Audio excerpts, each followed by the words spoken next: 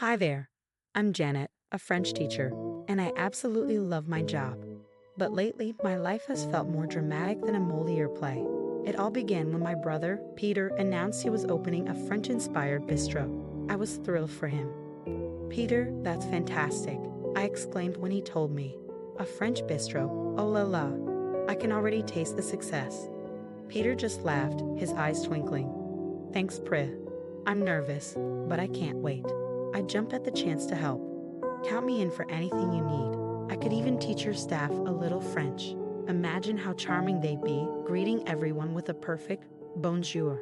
As I rattled off menu ideas and marketing tips, I noticed my husband, Nathan, sitting in his armchair, barely listening. "Honey, isn't this exciting?" I nudged him. "Peter's living his dream." Nathan grunted, not looking up from his phone. "Yeah, great." I felt a pang of disappointment. Nathan's real estate career had been struggling lately, and his mood had darkened as a result. Still, I pressed on. "You know the area better than anyone," I suggested gently. "Maybe you could help Peter find some local suppliers." He shrugged, muttering something about being too busy. I sighed but decided not to push further. In the following weeks, I was completely absorbed in helping Peter, spending hours perfecting the menu, right down to the last accent. Peter's pronunciation was improving, and as he read the dishes aloud, coq au vin, ratatouille, tarte tatin, I clapped. "Your customers will feel like they've been transported to Paris." Peter beamed, pulling me into a hug. "I couldn't do this without you, sis." But as Peter's opening day drew closer, Nathan became increasingly withdrawn. He came home late, barely spoke during dinner, and snapped over small things. One night, I decided to confront him. "Nathan, what's going on? You've been so distant." He slammed his fork down. "Nothing's going on. I'm fine." "Is it about Peter's restaurant?" I asked softly. "You know your work is just as important." "Oh, spare me the pep talk," he scoffed. "Not everyone can be an overnight success like your precious brother." His words stung, but I held back. "Honey, Peter's worked hard to get here, just like you have. Remember that big sale you made last month? You're incredible at what you do." Nathan's expression softened, but a storm still brewed behind his eyes. Little did I know it was about to become a full-blown hurricane. 2 days before the opening, I was in the kitchen, putting the finishing touches on a congratulatory card when Nathan stormed in. "Janet, we need to talk," he said, his voice unnervingly calm. I looked up, forcing a smile. "Sure, honey, what's up?" "We're not going to Peter's restaurant opening." I blinked, sure I'd misheard him. "What? Why not?" "We have a prior engagement," he replied flatly. "A prior engagement?" I searched my memory. "Nathan, we've known about Peter's opening for months. My college buddy's in town. We're having dinner with him and his wife." Something felt off. "You never mentioned this before." "Well, I'm mentioning it now. We're not going. End of discussion." I stood, my temper rising. "No, Nathan, not end of discussion. What's really going on here?" His facade cracked. "What's going on is your brother's stupid restaurant is all you talk about. It's Peter this, Peter that. When was the last time you showed any interest in my career?" "That's not fair," I protested. "I always support you." "Support?" He laughed bitterly. "While I'm busting my ass trying to sell houses in this market, you're playing chef with your golden boy brother." I felt like I'd been slapped. "Nathan, But he wasn't finished. "You want the truth? There is no college buddy. I made it up because I can't stand watching Peter succeed while you're what?" I pressed, my voice softening. "While I'm a failure," he shouted, eyes glistening with unshed tears. Silence filled the kitchen, broken only by the ticking clock. I reached for him, but he jerked away. "You're not a failure," I said quietly. "Nathan, please, let's talk." He shook his head, his expression hardening. "I'm done talking. Here's the deal, Janet. Either you skip Peter's opening and stay with me, or..." My heart pounded. "Or what?" "Or our marriage is over." The words hung in the air like a guillotine blade. I felt dizzy, my stomach churning. "You can't be serious." "Dead serious," Nathan replied coldly. "It's time you chose, Janet, your brother or your husband." And with that, he stormed out, leaving me standing alone in the kitchen, my world suddenly too big and too empty. I sank into a chair, my mind spinning. How had things come to this? I needed to talk to someone who could offer an outside perspective, so I grabbed my phone and called my best friend from college, Olivia. Liv, can you meet me at Joe's Diner in 20 minutes? It's an emergency. Half an hour later, I was pouring my heart out to Olivia over lukewarm coffee and an untouched slice of apple pie. And now he's given me this ultimatum. I finished, wiping away a stray tear. What am I supposed to do? Olivia reached across the table and squeezed my hand. Oh honey, I'm so sorry you're going through this. But can I be brutally honest with you? I nodded, bracing myself. Nathan's behavior is toxic. He's manipulating you, trying to isolate you from your family. That's not love, Janet. That's control. Her words hit me like a ton of bricks. Deep down, I knew she was right, but hearing it said aloud made it real. But our marriage, I whispered. Olivia shook her head firmly. A healthy marriage doesn't come with ultimatums, Janet. You need to go to that opening, support your brother, and stand up for yourself. As I left the diner, Olivia's words echoed in my mind. I knew what I had to do, though the thought of confronting Nathan filled me with dread. Still, for the first time in weeks, I felt a spark of strength.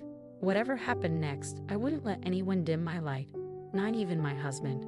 Back at home, I stood in front of the mirror, smoothing down my dress. My stomach fluttered with nerves, but I squared my shoulders. I was going to Peter's opening, come hell or high water. Nathan, I called, my voice steadier than I felt. I'm leaving for the restaurant. A silence followed, broken only by heavy footsteps. Nathan appeared in the doorway, his face a mask of fury. So that's it. You're choosing him over me. I took a deep breath. I'm choosing to support my brother on one of the biggest nights of his life. That doesn't mean I'm not choosing you too. Nathan scoffed. Save it, Janet. You've made your choice. He grabbed his keys and stormed out, slamming the door behind him. I flinched, but I steadied myself. There was no turning back now. At the restaurant, the atmosphere was electric. Peter's dream had come to life in rich shades of deep blue and warm gold.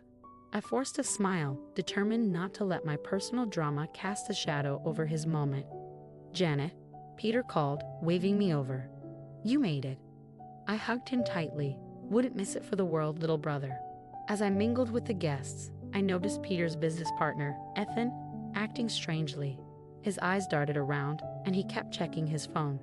Curiosity piqued, I moved a bit closer to where he stood near the kitchen. Transfer the funds tonight, I overheard him whisper harshly into his phone. Before that idiot Peter realizes what's happening. My blood ran cold. Embezzlement on opening night? I had to warn Peter, but I couldn't cause a scene. Not yet. For the rest of the evening, I kept a smile plastered on my face, laughing with guests and praising the food, though inside I was a mess of worry. My mind raced between Peter's business, Nathan's ultimatum, and the state of my marriage. Peter caught my eye from across the room, his brow furrowed in concern. He walked over and placed a hand on my arm. Hey, you okay? You seem, I don't know, distracted. I forced a bright smile. Me? I'm fine, just taking it all in. This place is amazing, Peter. I'm so proud of you. He didn't look entirely convinced, but he nodded. Thanks, sis. I couldn't have done it without you. Guilt gnawed at me. I was just about to tell him everything about Ethan when the restaurant doors suddenly burst open. Where is she? A familiar slurred voice bellowed. Where's my wife? My heart sank as Nathan stumbled in, clearly drunk, his tie askew and his eyes wild. Janet, he shouted, spotting me. There you are, you traitor. Gasps and murmurs rippled through the crowd as I felt my face flush with humiliation. Nathan, I hissed, rushing over to him. What are you doing? You're drunk. He laughed bitterly. Oh, now you care. Didn't seem like you cared much when you abandoned me for this fancy bistro. Peter appeared at my side, his expression thunderous. That's enough, Nathan. You need to leave. Now. Nathan sneered. Or what, pretty boy? You gonna make me? Before I could blink, Peter had Nathan by the arm, steering him forcefully toward the exit. Get your hands off me, Nathan yelled, struggling against Peter. As Peter called over his shoulder, I've got this, stay here. I stood frozen, watching in mortification as he practically dragged Nathan out of the restaurant. The silence that followed was suffocating. Moments later, Ethan sidled up beside me. a look of fox concern on his face. My goodness, what a scene. Are you all right, Janet? I turned to him, my embarrassment giving way to a simmering anger. Part of me wanted to confront him about the embezzlement right then and there, but I knew I needed proof first. I'm fine, I said coolly, brushing him off. Nothing a glass of wine won't fix. I grabbed a flute of champagne from a passing waiter and caught sight of my reflection in a nearby mirror. My carefully applied makeup was smudged, my hair a little disheveled, but beneath it all, I saw something I hadn't seen in a long time. Determination. This night was far from over, and I had a feeling that Nathan's drunken display would be the least of my problems by morning. When I returned home, exhausted from the night's chaos, I found our apartment in shambles. Furniture was overturned, pictures smashed, clothes thrown everywhere. Nathan's handiwork, no doubt. That was it. I muttered under my breath, grabbing a suitcase. I'm done. As I packed, my phone rang. It was Peter. Prith, we need to talk. It's about Ethan. I told him everything I'd overheard, and Peter was stunned but grateful. You saved the restaurant, sis. Listen, I need someone I can trust. How would you feel about becoming our events coordinator? I accepted on the spot, feeling a weight lift off my shoulders. In the weeks that followed, I threw myself into my new role, balancing it with my teaching. Then came news that Nathan's real estate license had been suspended for unethical practices.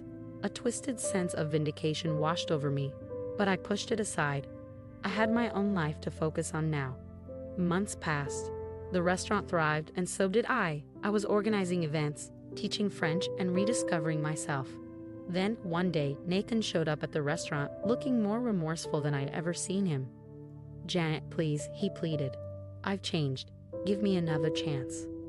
I looked at him, really looked at him, and felt nothing. No, Nathan. We're done. I've moved on, and you should too. As he walked away, I realized how far I'd come. I was surrounded by people who valued and supported me, and I finally found the strength to protect my own light. A year after that fateful opening night, I stood in the bustling restaurant surveying the charity gala I'd organized. Peter appeared at my side, grinning. You've outdone yourself, Janet. This place wouldn't be the same without you. I smiled, feeling a surge of pride. Thanks, little brother. We make a good team. As I mingled with guests, I reflected on my journey from a woman torn between toxic loyalty and self-respect to a confident, successful professional living life on her own terms. The road hadn't been easy, but standing there in the warmth of the restaurant, surrounded by good people, I knew one thing for certain. I wouldn't change a single step of the path that led me here. The story has come to an end, but now I have a question for you. If you were in Janet's shoes, would you have given Nathan a second chance after his outburst at the restaurant opening? Or do you believe that some betrayals are too deep to forgive, even in a marriage? Share your thoughts in the comments below.